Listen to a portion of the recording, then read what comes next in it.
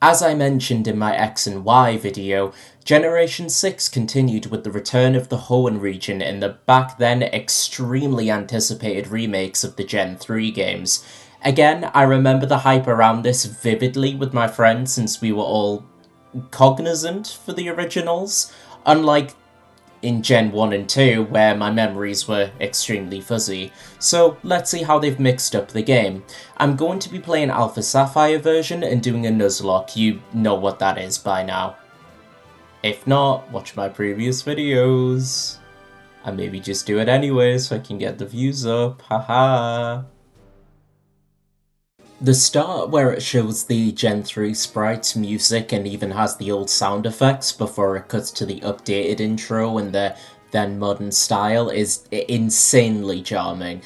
It all plays out as it did before, setting the clock, missing your dad on TV, this time you have a Wii U. This is truly a dark timeline. And then you go next door to meet your rival, and this face that May made got a laugh out of me. Look at her, they're so expressive. Despite releasing so close to it, I've got to say the overworld chibi-ish models are way more expressive in general than they were in X and Y. It's genuinely impressive.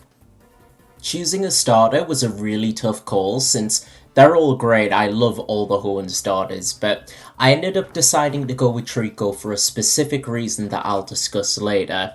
I ended up naming him Akuma since I've been watching a lot of videos on Street Fighter lately. The time of recording, Elena's just come out, so Elena hype.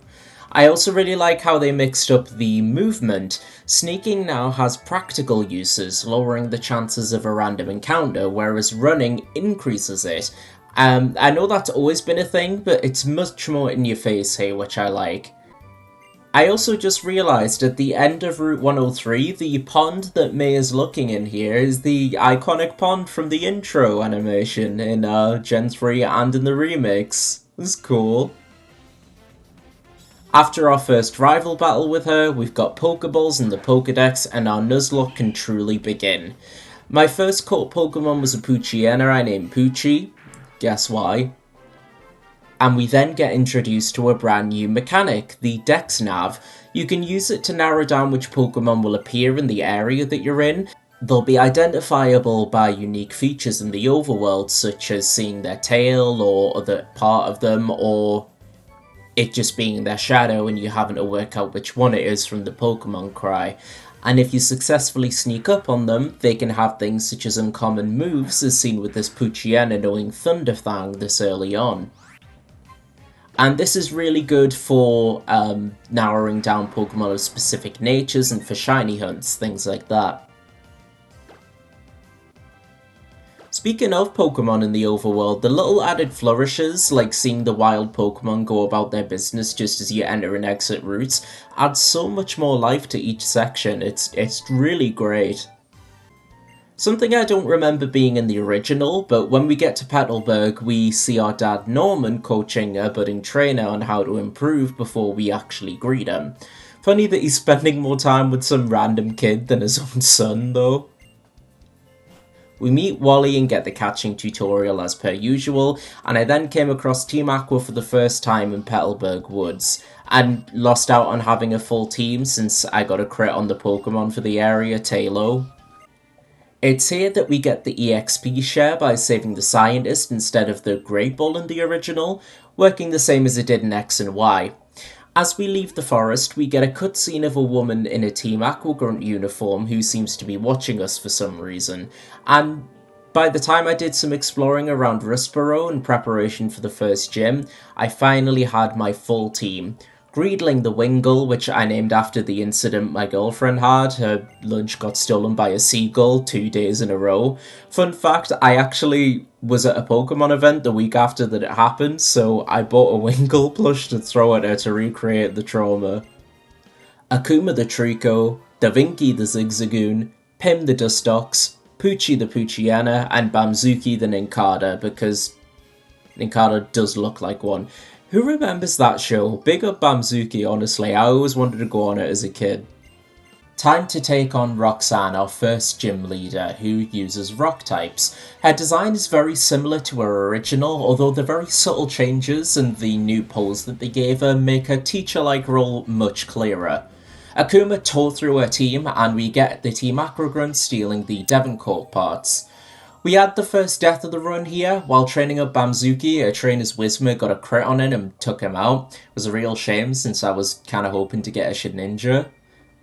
And after a quick chat with Mr. Briny, we arrive at Dewford, and I'm gonna go into the cave to deliver the letter rather than challenge the gym right away.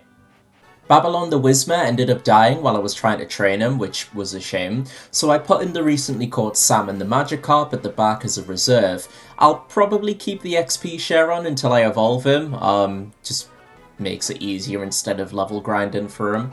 And in the Granite Cave I caught a Zubat, and I was hoping for something like a Makuhita or an Aron, to be honest, because I seem to get a Zubat in like every Nuzlocke I do.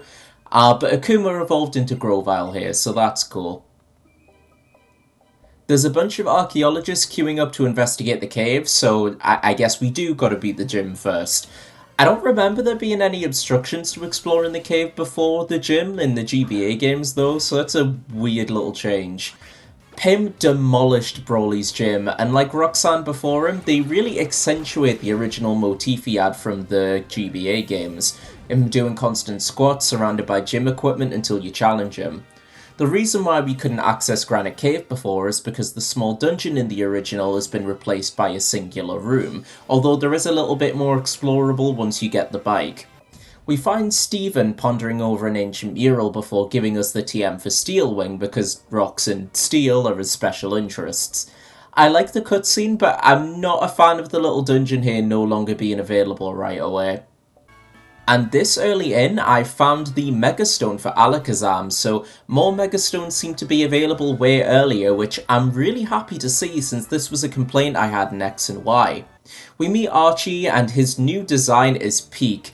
Both Archie and Maxie, who we'll see later, have had their designs changed to emphasize their team's mission statement. Archie going from a kind of mob boss type character, for lack of a better term, to a fucking pirate. Also, did he call one of his grunts a simp? I need to check that, because if he did, he's a fucking trendsetter. This was like, what, 2015? 2016? And also because he calls us a wee scamp, I always imagine him with like a Scottish accent. I know it's because they're making him a lot more piratey, but I don't know, wee scamp is very Scottish coded to me. Pokemon contests make their grand return, having more importance placed on them with a little side quest involving being scouted by this new character, Lycia, this J-pop idol-like character. I believe you can also get genuinely important items like the Megastone for Altaria as part of this side story too. Editing me here. It's a Lucario night that you get for doing all the contest stuff. It's not the Megastone for Altaria. I assumed it was, since Altaria is Lycia's signature Pokemon, but nah.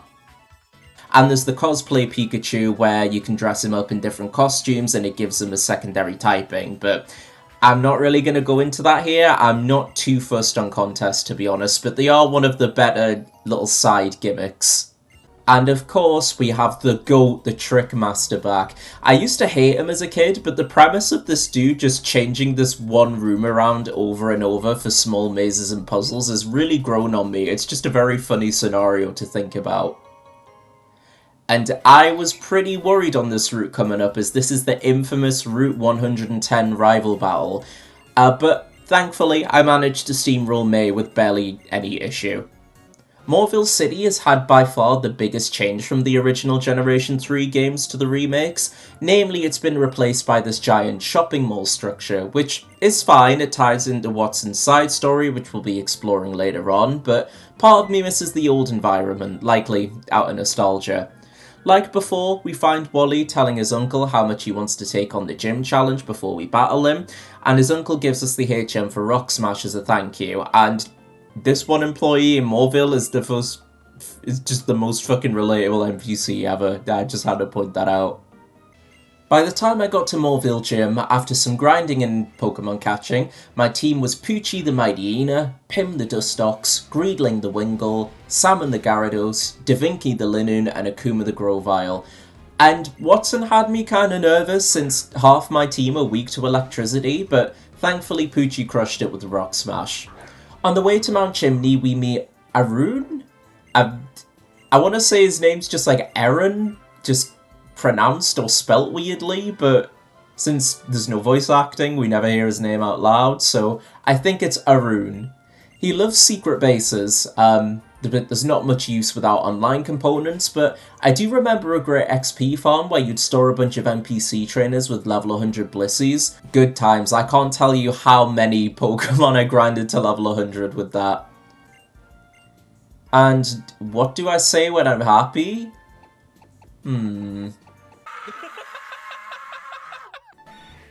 I think the suit in the battle background looks lovely, but the overworld has lost that sense of wonder I feel the original had. I know it did seem more like snow there, but I don't know, it just felt more memorable and fun than having just slightly darker grass and a darker overworld with a little filter on. Whilst looking for Professor Cosmo, who's been kidnapped by Team Aqua, Greedling evolved into a Pelipper, and I like how they changed it up to have a lot more craters. It really brings home the space aspect that the original alluded to, and is obviously in the name. It's Meteor Falls, after all. We have a double battle with May against a Grunt and the Team Aqua admin Shelly, who's had a hell of a redesign, and whew! And after their defeat, we see the opposite team in the respective games, in this case Maxie of Team Magma. I do like his new design, but I don't like it as much as Archie's change, but he's got a lot more of like an office manager or data analyst vibe, which fits, but I like his old look a lot too. After exploring all I can of the falls and the route north of Rustboro on the other side, I head back to Morville with May, and after another round of the Trick House, it's on to Mount Chimney to take on Team Aqua, fighting Archie for the first time, and his theme goes hard. After accidentally losing out on my encounter in the Jagged Pass, I seem to be doing that a lot more often than I'd like. I picked up the egg and challenged the Lava Ridge Town gym. Time to fight the fiery Flannery. I love her. Her expressions are just so funny. But that isn't going to stop Greedling from absolutely curb stomping her. After we get the badge, May congratulates us by giving us the Go-Go Goggles, meaning we can explore the nearby desert. I chose the Claw Fossil and conquered the rest of the Tricks Master's house, the prize being a base item. Was not worth it. On a side note, I do think it's unfortunate how the small tower that was in Emerald has been replaced by the fossils just being there on the floor. I did some egg hatching to get Wynod, and then I took May up on her offer to head back to Petalburg to fight with dear old dad. Before getting to Norman, Poochie and Davinki died, so I had to replace them with Arblimp, the now Golbat, and Moople the Numel before taking him on. I really like the dojo aesthetic the remakes have gone for here. It somehow makes the battle against your father feel more impactful to me. I had a couple of close calls, but thanks to some clever switching to make the most out of Salmon's Intimidate ability to lower his physical attack, which his team relied on, I managed to defeat Norman with no losses. I think the gimmicks from the earlier trainers give me more trouble, to be honest. Norman walks us out and we bump into Wally and his father, with the two dads sharing a really nice little moment bonding over how their kids are growing up so quickly right in front of them, with this lovely little guitar piece playing over for the moment. It really gives Norman some much needed screen time considering he's like the only present father I can remember a Pokemon protagonist having. I nearly forgot about my fossils, so I went back to the Devoncourt building to revive it into an Anarith. It didn't give me an option to nickname it though, I'm not really sure why. Now that we've got Surf though, we can finally explore to the east of Morville, and we almost immediately get the Good Rod. Good. In a new scene, we bump into Steven, who discusses the nature of Pokemon training before being called upon by Latios for help. In a cutscene, we get a little preview of the soaring feature, but I'll discuss that later when it becomes available to the player. The pair are taken to a faraway island where Latias also lies in wait, to which Steven tries to decide which stone its beauty comes close to. I love this little old Dismo. We were brought here because the other Aqua admin we haven't met yet, Matt and a Grunt, were coming to the island to abduct the legendary Pokemon, so we take them on in a double battle with Steven. Once beaten Matt, he says he has a love for strong dudes, which is why he follows Archie and loves us too. That better only apply to Steven, mate. Like, I get it, he's a pretty boy, but the main character's a child. Our show's strength was enough for Latias to place its trust in us and joins our party. Not only are we given a legendary, halfway through the game for free, we're given a legendary with a mega evolution. That's right, Steven gives us our Mega Ring here and we can actually start to use them in battle. I'm gonna be honest, I think this is a bit overkill, but anything's better than a roaming legendary, I guess. In my encounter for Route 118, I came across my first herd battle here, and I forgot they brought this mechanic over from X and Y, honestly. Our blimp ended up being sadly short-lived though, so I had to replace it with the recently called Surge the Electric, now Manectric, with a Megastone in tow. We arrive at the Weather Institute, which Team Aqua have invaded and taken the staff hostage. We fight Shelly, who's battling us more out of frustration than out of dedication to her team's cause, which will get elaborated on later. And along with the cast form we get, the director tells us about Primal Reversion, a special state Kyogre and Groudon can tap into that brings out their super ancient power. Gameplay-wise, they work pretty much the same as Megas, but lore-wise I believe they're a step above. Moople evolved into a Camerupt, and after wiping the floor with May, Akuma finally evolved into Sceptile too. Just past Fortree, Steven gives us the Devon Scope to see the Kecleon and the Megastone for your starter, and after clearing them out, I went to take on the Fortree City Gym. With only 2 Pokemon weak to flying and the rest having at least something to do super effective damage, I was feeling confident taking on this gym and its leader, Winona, and I was right to be, she was an absolute pushover. There's this new dungeon on the same route the Kecleons were, the Scorched Slab. There's nothing of note here really, this is where Heatran is hiding, but I'm not strong enough to take him on yet, so I'm just going to move along. I'm really glad the Safari Zone has returned too, and this time it's free. Granted it wouldn't really fit with the modern style of Pokemon games, but I always have a soft spot for these areas. Since it's been a while, every zone or individual section I'm going to count as a route to encounter a new Pokemon on. I finally arrive at Lily Cove, and before I can get to the department store, we have a battle with May, and in a big improvement over this battle in the original games, she has a team of fully evolved Pokemon, including her starter. Granted it wasn't enough to make a dent in my team, but still. With my supplies, I set off to Mount Pyre to pursue Team Aqua, and I can't describe it, but something about Mount Pyre's theme here feels more foreboding to me this time around. And in contrast to the interior, the vibe of the theme on the exterior is funky as fuck. Gathering all my deceased homies out for this one, like this is a banger. We arrived just a few seconds too late, as Archie has already got what he came here for, the blue orb, and he uses his admin Matt to distract us to buy enough time to get away to Slateport, where they steal the submarine. The old couple who watch over the orbs insist that we take the other, since they shouldn't be apart from each other for an extended period of time, and after a weird hallucination? I'm not sure what this is meant to be. We leave with the red orb. After swapping bikes to explore the rest of the Safari Zone and getting Absol's Megastone off screen, I went back to Slateport to chase Team Aqua and right back to Lily Cove to raid their base. Just as a little tangent, I'm now gonna go over the reason why I chose to pick Trico. So when you're on the route that Steven gives you the scope to see Kecleon, he also gives you this Mega Stone for your starter.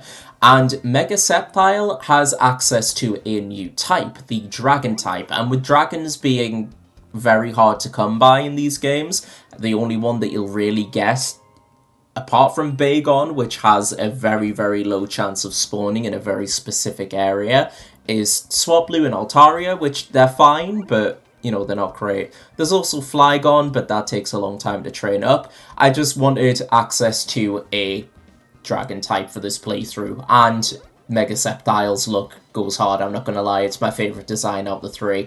I do like all the Megas though. I remember that it was a weird outlier in X and Y that Torchic, or rather Blaziken, only got a Mega Evolution at the time, and you got that through a special event. I think that's partly why I look onto my first playthrough of X and Y very fondly, because you could only get it right as the game came out, and so I had a grass starter in Chespin, a fire starter in Torchic, and a water starter in Squirtle. There's something that I really love about having a starter of every type in my party. I've loved it ever since I was little. I think it's because it made me feel more like Ash in the anime, and I know that feeling's always stuck with me. A new lore tidbit that I never knew, Shelley used to work at the Devon Corp, which is a good explanation of them knowing what parts they need to steal and how to do it easily and effectively. I feel like this bit getting jumped by 5 pirate women is also a setup for some very not safe for work material. Even after tearing through their base, we're still too late, with the submarine just making its getaway, although the new Sharpedo aesthetic looks very cool, I have to say. Tate and Liza were a complete non-issue, and the second we step out of the gym, the ground shakes as this big fat laser beam shoots out of the sea.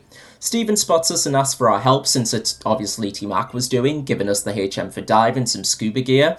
I love the more echoey remix of the dive theme, and I'm not sure if it does this for every Pokemon that can learn the move, but seeing the player character on an actual 3D model of Wailmer here is really cute.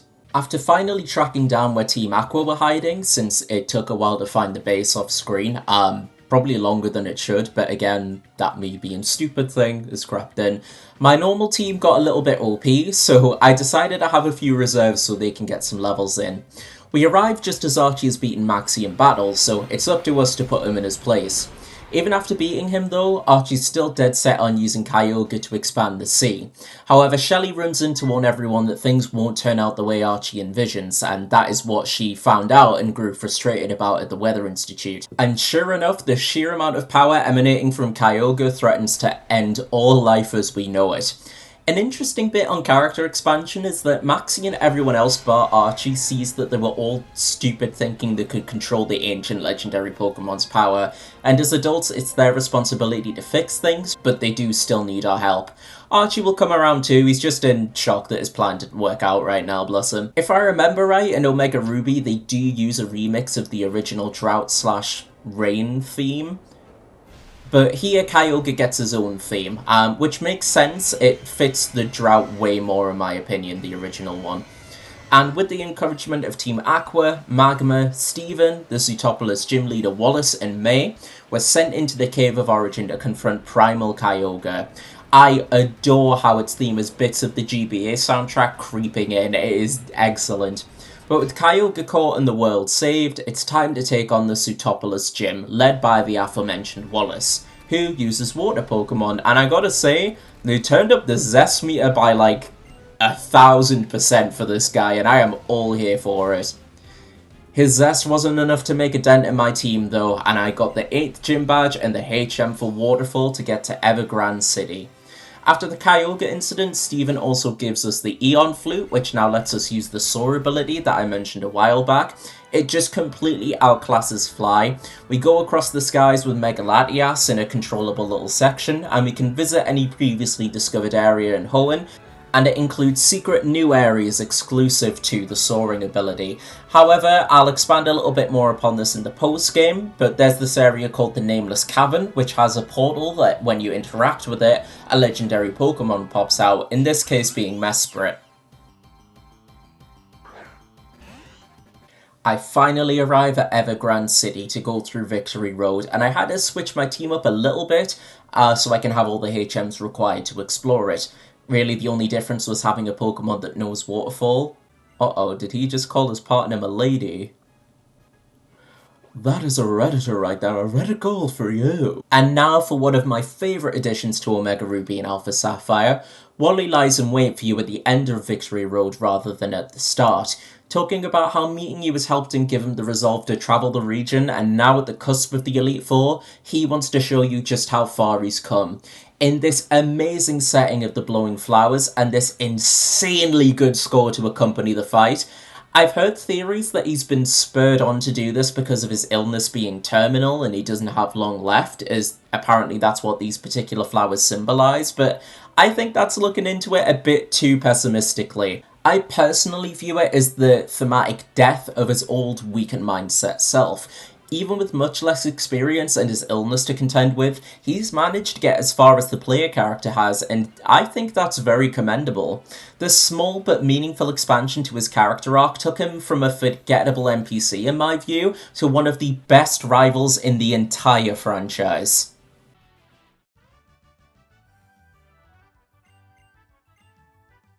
For taking on the Elite Four, my team ended up consisting of Pim the Dustox, Moople the Camerupt, Salmon the Gyarados, Akuma the Sceptile, Surge the Minetric, and Greedling the Pelipper. Having beaten Gen 3 not too long ago, probably about 2 years ago now, based on the date of my video at the time, I was pretty sure of what to expect and remembered each member's type, and the first, Sydney, is a Dark type user. Gotta say, I love the redesign, he feels a lot more punkish. I'm a big fan of the dojo-like vibe each arena has for the Elite Four as well. Sydney got a couple of my team quite low, but it wasn't enough to take any down. And onto Phoebe, who has a very creepy added detail, not in a fight or anything, but in her actual room. In the intro cutscene, when it fades out, you can just about make out an image of a little girl sat on the chair, and then it shifts to like a really weird POV, as if the girl has now gotten out of the chair and making their way towards you. And then when the cutscene fades back in, you can just about see the little girl stood right next to your character staring up at them. I remember not catching this on my first playthrough and just happening to catch it on my own on a later rerun, and it really creeps me out. I've seen speculation that this is the spirit of her grandma since she talks to her grandparents' spirits on Mount Pyre in the post-game, but I find it a very cool mix-up that Phoebe is extremely cheery and upbeat despite being a ghost-type trainer, more focusing on the life part of Afterlife, ironically. She kinda reminds me of Elena from Street Fighter now I'm thinking about it. And I love that this little Easter egg is very subtle. There's nothing in the story that really points to it apart from Phoebe talking to her grandparents' spirits after this happens. And they don't make a big deal out of it. There's no special, like, music sting. There's no, like, emphasis placed on it. It's just there to catch out the corner of your eye. Like, it's something that could very easily be, like, made up as, like, a little creepypasta or something. Like, I just think it's cool. Phoebe didn't manage to take down any of my team though, and I was feeling very confident about Glacier since I've got Moople for ice types and Surge for a Walrein, but I wasn't expecting Salmon to be so clutch with her 2 Frostlasses. With a full team, Drake was the Elite Four member I was worried about the most since I only have Salmon and Akuma to answer Dragon types. And yeah, Salamence was a pain, but I just about managed to scrape by the Elite Four with a full team to take on Steven, the champion. It was pretty clutch, his Mega Metagross gave me a scare, but I just about managed to pull it off and became the new champion. The credits now have a cool change, now showing the most iconic battles over the course of your journey, with the opponent's ace and the Pokemon you finish the fight with. Extra cool for a Nuzlocke run, it shows you all the Pokemon that you used over the course of your journey. After the credits roll, we get a brand new battle with May, with a vastly improved team and her using the Mega Evolution for a starter. Very cool.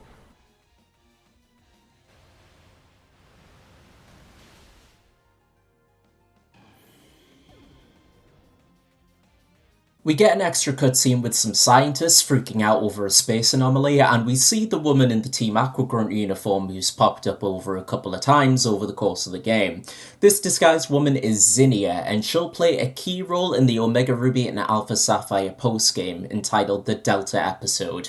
We pick back up in our house with the player's dad giving us tickets for a space show in Moss Deep, and suggests that we invite May, but the second we get out the door, Zinnia basically jumps us and goes into a small yap session about how knowing this town and who we are. Her theme is a banger at least, so whenever she shows up it's always a good time.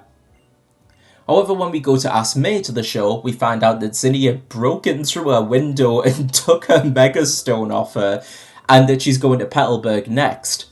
We find Matt trying to take Wally's Megastone, but our little Giga Chad's standing up to him, telling us he doesn't have it, as his was stolen already. So Matt tries taking ours instead, which doesn't go well for him. Why does he still only have one Pokemon in the post-game? Right after we get a call from Steven, who wants to talk to us at Devon HQ, essentially telling us that a meteor is heading straight for Earth and we need to find a way to stop it. I forgot how good the nighttime soaring theme is. It is a beautiful little piece. While Stephen does his further research, he wants us to go to Granite Cave, where we first met, and of course Zinnia's already there wanting to battle. Despite being pretty weird, she doesn't seem like a bad person. At Musty, Professor Cosmo, remember him from Meteor Falls at like the start of the game, tells us of their plan to warp the meteor to another universe. Cue Zinnia coming in and alluding to a terrible, destructive mistake if we go down this route. At the top of Meteor Falls, we find an old woman who's a member of the tribe known as the Draconids, and reveals that Zinnia is a member of this tribe too, and is their current lawkeeper, who's been tasked to save Hoenn from a meteor using the power of Rayquaza, which is why she's been going around nicking Megastones. What I didn't expect though is the Team Aquagrunt mini gauntlet at Devoncorp. Like, that caught me really off guard. They managed to take out Greedling and Pim, sadly, so I had to replace them with Yoda the Medicham and Rabbit the Loudred, who evolves into an Exploud pretty quick. Going back into Musty, Matt and Team Aquagrunts are trying to storm the space station, so we team up with Steven to stop them, and he even uses his Mega on his one Pokemon, so at least he's improving a little bit, I guess. Once the battle is over, Zinnia makes her entrance and destroys the device needed to activate the warp, explaining that it'll be a disaster for the other world beyond the warp point, a world where Mega Evolution was never discovered. I don't think it's ever directly stated, but I believe it's heavily implied the world in question is the original Gen 3 Game Boy Advance games, which is an insanely cool bit of lore that this is basically in a parallel universe, the remake. We have to get to Team Aqua's base, but we're too late. Zinnia's got Archie's Megastone, and he gives us the stone for Sharpedo. In Omega Ruby, you get Camerupt from Maxie, since she stormed Team Magnum's base in that game. And in order to get where Zinnia's going, we need the help of another Draconid Lawkeeper, and Wallace just so happens to be one, telling us that the Sky Pillar is right by Pacifilog, and challenging us to a battle as a test to prove we're ready for what's up ahead. Essentially, it's a cool excuse to get to battle him using his champion team from Emerald. And after we win, we progress to the top of the Sky Pillar. Since we're here, I want to go a little bit into the new Megas in this game. So, all the Mega Pokemon from X and Y were brought into Omega Ruby and Alpha Sapphire. Their Mega Stones are found over the course of the game. But Omega Ruby and Alpha Sapphire included their own new ones, not just for the Hoenn starters. And they are Mega Beedrill, Mega Pidgeot, Mega Slowbro, Mega Steelix, Mega Sableye, Mega Sharpedo, Mega Camerupt, Mega Altaria, Mega Glalie, Mega Salamence, Mega Metagross, Mega Latios and Latias, Mega Lopunny, Mega Gallade, Mega Rodino, and Mega Diancie. And what I absolutely love about the inclusion of Mega Evolutions in this game, they are not version specific. Every single Mega Stone is accessible in Omega Ruby or Alpha Sapphire. Just the order in which you get some are swapped around depending on the version, and I love this change. The more options you've got to change your team and use these really cool Mega Evolutions, the better in my view. Once we climb to the top, Zinnia opens up about Asta, not the Whismer that she keeps calling Asta, but the person she named it after, someone that she dearly loved that passed away, leaving her as the next lawkeeper, struggling to shoulder such a heavy responsibility while still grieving, with this absolutely heartrending rendition to her theme. I really like how they never directly state who Asta is to Zinnia. It creates a lot of intrigue and lets you come up with ideas of it in your head, filling in what would hit closest to home for you. I always personally viewed it as a family member. I used to think that it was like a dead daughter, but now I think it's probably something like a dead mother or motherly figure. Anyway, she sparks us out after a little trauma dump. And when we come to, she summons Rayquaza, who can't fulfill a request as he's not strong enough. However, after eating the meteorite that we've had with us, it's able to restore its former power and wants to test it by battling us. After we catch Rayquaza, we've now got to defeat Zinnia to show that we can handle Rayquaza's power, and her having another absolute banger for a theme. They did not miss with this character. And you know what? her wanting to test we can handle Rayquaza's power is fair because its evolution, Mega Rayquaza, is famous for being one of the most broken things in Pokemon history. So broken, in fact, that competitive Pokemon had to make a new tier for it since it was too strong for Ubers, the strongest of the strong. They had to make its own tier, anything goes. Imagine being so powerful, you're too powerful for the most powerful group, and you have to make your own thing. Like, they overtuned Mega Rayquaza to, like, a ridiculous degree, but so much that it loops back around to being really cool. So yeah, Zinnia was not standing a chance. After getting clapped, we go into space on Mega Rayquaza's back to destroy the meteor. However, the meteor contained a life form. The previously event-only mythical Deoxys was hiding inside, and after referencing the little triangle sequence from the original Game Boy Advance event, it challenges us to a battle. It's also a cool reference to the Destiny Deoxys movie, since in that movie it is on site between the two. I haven't watched it in ages, so I can't remember why the pair hate each other. I think it's because Rayquaza protects the ozone layer, so sees just like anything invading the Earth as its turf, and since Deoxys is an unknown anomaly, it sees it as a threat. I think. I don't remember. Once Deoxys has been caught or beaten, we get a heartwarming little sequence of Team Aqua, Zinnia and her granny, Wally, Steven, Wallace and May, and our parents going about their lives for the better in the aftermath, ending the Delta episode on the player and May finally enjoying that little trip to the space station. But that isn't all that there is to the post-game. Once we leave the house, we get this running gag of Professor Birch being chased by various things. First it's a Shroomish, a moving Machoke, and then his own wife. He mistakes his own wife for a Pokemon. That's kind of fucked. From these, we get a choice of starters from Johto, Unova, and Sinnoh, respectively. There's also the Regis. The puzzles for the Regis are very much the same, the whole Braille thing, and you also get Regigigas by having all three of them and nicknaming Regice. But to be honest, I couldn't be bothered to do these. I did them in the original. I've done my time. You know they're there. I know they're there. I did them in the original. I've got footage of that. If you really want to see footage of the Regis, go watch my original video. I can't be bothered to do their little Braille adventure. I'm sorry. We've now also got access to the Battle Resort, where we travel with Wally, and he just tackles Team Magma without a care in the world. What a little champ. They'll give you the Megastone for Camerupt, or it'll be Team Aqua giving you Sharpedo's Megastone if you're playing Omega Ruby. And the resort is quite similar to the Battle Maison from X and Y. It literally has the exact same building there where you can challenge the Battle Maison. But this island does have a little bit more to it, having specialist trainers dotted around the island that you can challenge, and Looker, who's got a nasty case of amnesia. He's just kind of used to give you the Megastone for Odino, to be honest. There's not really much to him, apart from him washing up here and having amnesia, poor guy. And lastly, there's the Site of Many Broken Dreams, a model of the Battle Frontier saying it's under construction, a construction that will never be completed. Is it disappointing? Yes. Is the reason the Pokemon Company gave why they omitted it absolutely stupid? Go look it up. Yes.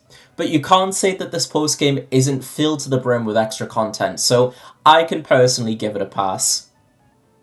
Next, if we go back to Morville, Watson lets us access the second floor of Morville, known as Morville Hills, and he asks us to look at New Morville, just like in the Gen 3 games, but there's an area I want to talk about which is way more interesting. Sea Morville, a shipwreck boat off of Route 108, and not only is it packed with puzzles and explorable sections, it has one of the aforementioned wormholes that the Secret Island did, which house a legendary Pokemon.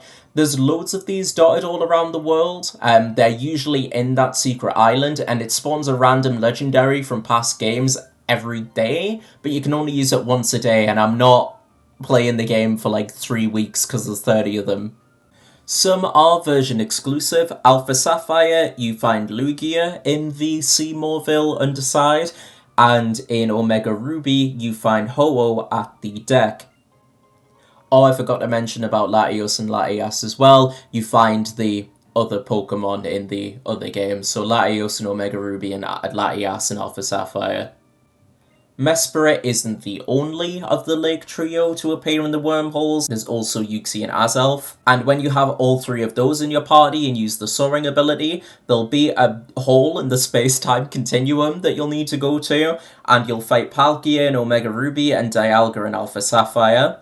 Having both unlocks Giratina though. You'll need to trade between versions if you want to encounter Giratina.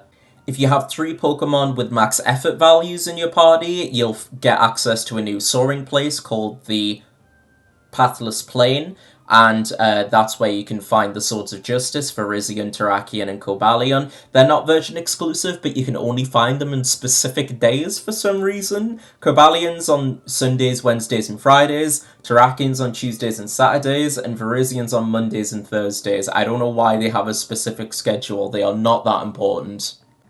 A new area called the Fable Cave will be unlocked when you have a level 100 Pokemon in Soaring, and when you go to the wormhole there, you'll encounter Reshiram and Omega Ruby or Zekrom and Alpha Sapphire, and having both, you'll be able to encounter Kyurem.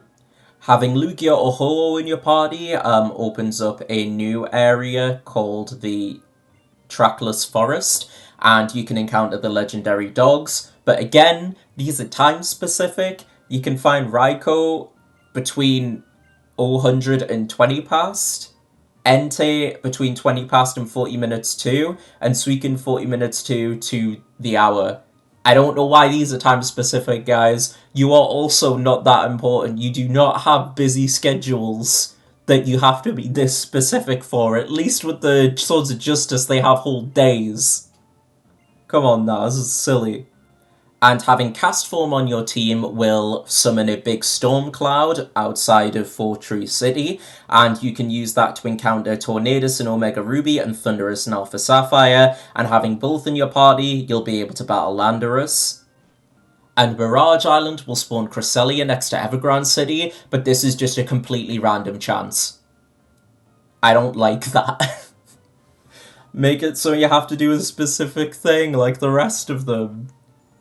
Cresselia, come on now. First Roman and now this. I thought it was worth going on a little tangent there since, you know, it is a cool feature that you can access so many of the legendaries in the post-game and you have to do specific little things. Like, that part of it is cool. But I want to talk a little bit about Seymourville specifically, because the lore of it is super intriguing and even quite dark. So essentially, it was an oil rig that collapsed into the sea, and it was just completely draining that area of its resources and harming the habitats of the Pokemon. And in the piles of books that you can find, you see just that this company treats its employees like absolute shit. It's something that you don't really see in Pokemon at all. They essentially work their employees to near death and just do not pay them adequately. They do not get paid for overtime. They cut corners. They even make sure that they drink these horrible drinks. I think they're called Viper extracts, like energy drinks, to make them work harder, even though the company are very aware that the ingredients used to make the drink are very harmful to the employees' health. You even find letters from Professor Cosmo's dad, who used to work for the company. Because of how horribly overworked and stressed he was, it caused him to have a rift in his family and not really spend as much time with his son. The home life ended up being pretty dysfunctional. I think that it implies it results in Cosmo's mum having an affair and then him getting divorced. And then after the divorce, the company just completely just cut him out. They just fire him with little explanation despite him doing good work for them. And there's an old man here who, from what I can gather by doing research, it's speculated that this is Professor Cosmo's dad. He just went to live on Seymourville after his home life collapsed. And he's here with his nephew, and his nephew calls him Don, with the implication that he's tied to, like, the Mafia or, like, some sort of gang. Now, like, he's just fallen into hard times and he's had to get into, like, a life of crime. You also just walk in on, like, a gay couple, like, trying to get it on in here. Like, it's never directly stated, obviously, it's a Pokemon game, but, like, apparently you hear giggling from, like, outside the door, and then you walk in, the two girls are very embarrassed. Like, I don't know why they decided to put all the mature shit in C. Morville specifically. Like, just to emphasize how fucking dark this company is that owns the oil rig, I'm gonna go over the slogans that you can find on the walls in order. So it says, there is a worn out sign, Seymourville's 10 slogans for a cheerful and fun workplace. Number 1, say good morning very loudly. Number 2, don't bring Pokemon to your workplace. Number 3, arrive always on time, always stay late. 4, lay your life on the line in safety checks. 5, take joint responsibility for teamwork. 6, obey your superior's orders absolutely. 7, maintain top quality. Give up your sanity. 8, worship and praise the founder. 9, don't expect time off before you retire. 10, no need to think, just work unceasingly. And they even have, like, a company song. This company is just going out of its way to explain how fucking evil they are. It's kind of funny. But yeah, I'm gonna go over the song, because it is also pretty grim. The daybreak shines on Route 108. Wake up our towering fort. For the bright future Hoenn, we won't take our days off. Dig through, dig out, great energy. Ah, Seymourville, Seymourville, Seymourville. The bright light shines on Route 108. Intensely shiny, our fort. Swear your selfless devotion. Unionization is out of the question.